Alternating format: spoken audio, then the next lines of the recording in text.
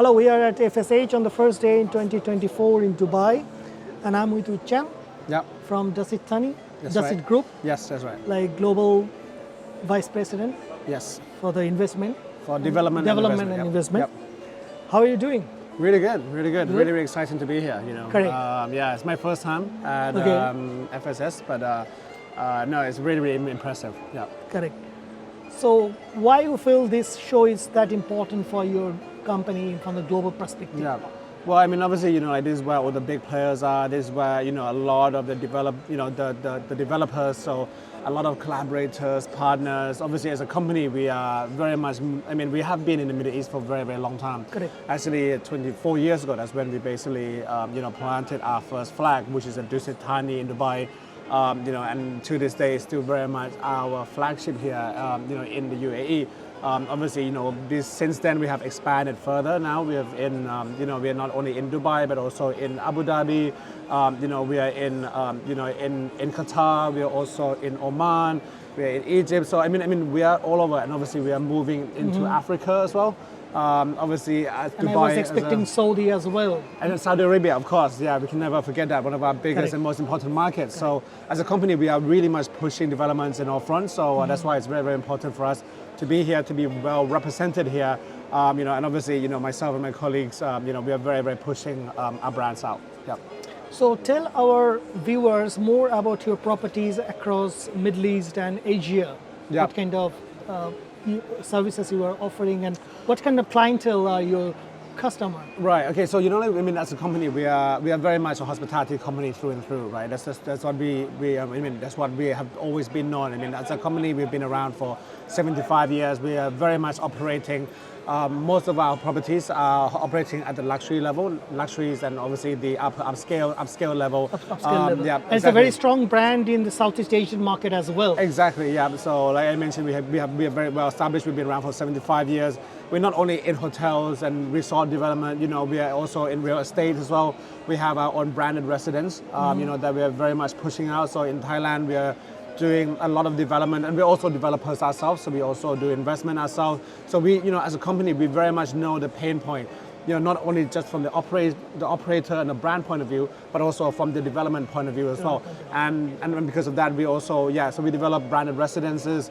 We also have a school. We're the largest hospitality education provider in Thailand, for example. So, as a company, we provide, we have a very, very interesting and unique, like a value chain, right? We don't just look at, just putting in a brand as a brand placement, but we take care of, everything from the trainings, the recruitment, and we obviously help our partners with the development aspects, all the ways into management, operation, and execution for the long run.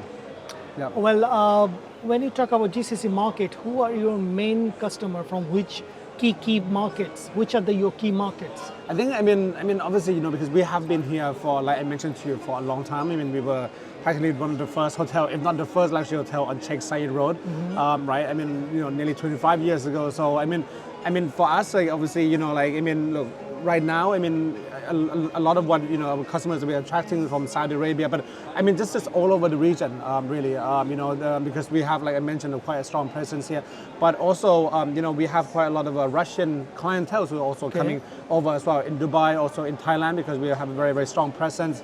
In Thailand, we have 16 hotels in Thailand, for example. So we do get a lot of, like Russian clients, but as well as also the Asian clients, because we have a lot of our members, loyalty members are also from Asia, so we can bring in a lot of the new market from Asia into the Middle East as well at the same time. Simply something, sustainability is a very important and key buzz for travel industry, sustainability. Yeah. So how you look at your properties in terms of sustainability? Yeah, so actually it's quite an interesting question to ask, because actually last year we launched a sustainability program called the Tree of Life program. So what we do is we actually have a set of criteria. These are 31 criteria that we basically ask the general managers and the hotel team to basically execute. Now, obviously it's like a checklist. It's like a checklist, but then we basically have it in tiers. So we have tier 1, tier 2, tier 4. Tier 4 would be you complete that whole 31. We're not asking the hotel and everybody to do all 31, because that could be quite quite, I would say, cumbersome and quite difficult, right? But we obviously, you know, and one of this could be like, you know, the reduction or the banning of like one-way use in plastic, for example, to you know, food waste reduction, for example. And there's all this set of 31 criteria. I mean, we basically have about 9 criteria that is mandatory for everybody to do. Tier 1. Tier 1, exactly. So every single tier, these are linked to the KPIs of all the GMs and the excom of the property. So for us, sustainability is not something that is just nice to have or whatever, but for us, we actually linked it to the performance of the leadership as well as team members, because for us, it's something that we are very, very, very serious about.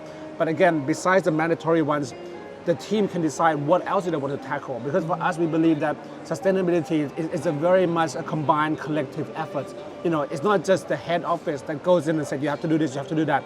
We need to find out what are the passions, you know, what are the local crises or crises within the area that they're operating in, and what do they want to tackle first. So this is why, you know, besides, you know, the 8 or the 9 mandatory ones, we leave actually rooms for the management team as well as their own team to decide what kind of environmental issue that they want to tackle. So so basically you have made it a KPI to judge or measure the leadership of your management. Yes, exactly. That's very important. That's very interesting. No, it is very, very important. So obviously, you know, if they're able to move out from tier 1 to tier 2, tier 2 to tier 3, for example, then obviously, you know, that will reflect better on the leadership as well as the team as well. So for us, you know, this is something that we have been very, very much, you know, sincere about pushing out. Yeah. Okay. So beside Middle East, South Asia, do you want to expand to other region market in coming 5 years? Yeah, I mean, well, actually, we're actually going to Europe quite fast. So Europe, I mean, the European, especially continental Europe, is very important for us. You know, last year we opened our first hotel in Greece. It's a small property, but it's a very, very good foothold for us. In Glyfada, where in Greece? Glyfada, outside of Athens. Okay. But we are also doing more as well. You know, so you know, we're looking into properties in Austria. We're looking into properties in Germany. We're also looking at properties also in France. So you know, I mean, obviously these are the key kind of like gateway markets that we really want to put out. Yeah. So I mean, I have also, you know, our representative office for development, sitting in Paris, sitting in Berlin, for example. So we are pushing out quite fast. That's very nice. Maybe from our interview, from the global audience we have, you might get some synergy, some business. No, we would love to do it. You know, for us, you know, we you know, like I mentioned to you, you know, we're not such a large hotel company, but we do things, you know, I mean, for us, you know, we want to co-create the values, right? Because we're not such a large hotel company, we are able to do that. We are a bit more nimble, we are a bit more agile. We want to understand what is, you know, the visions and the core values and even the narrative, you know, of the partners, of the developers. And rather than trying to put them into the box of our framework or our brand, we basically want to co-create, you know, that sense of storytelling, that sense of hospitality with them. That's what makes us very, very, very different. So that's why, you know, for us, we believe that we are not only able to bring in the Thai hospitality, which is very much well known all over the world anyway, but we feel that, you know, through our methodology, through our ways of doing things and our approach, you know, that we can also be a very, you know, a strong partners in so many different regions. Cham, thank you so much for talking to Travel and Tour World. Thank you so much. Thank you.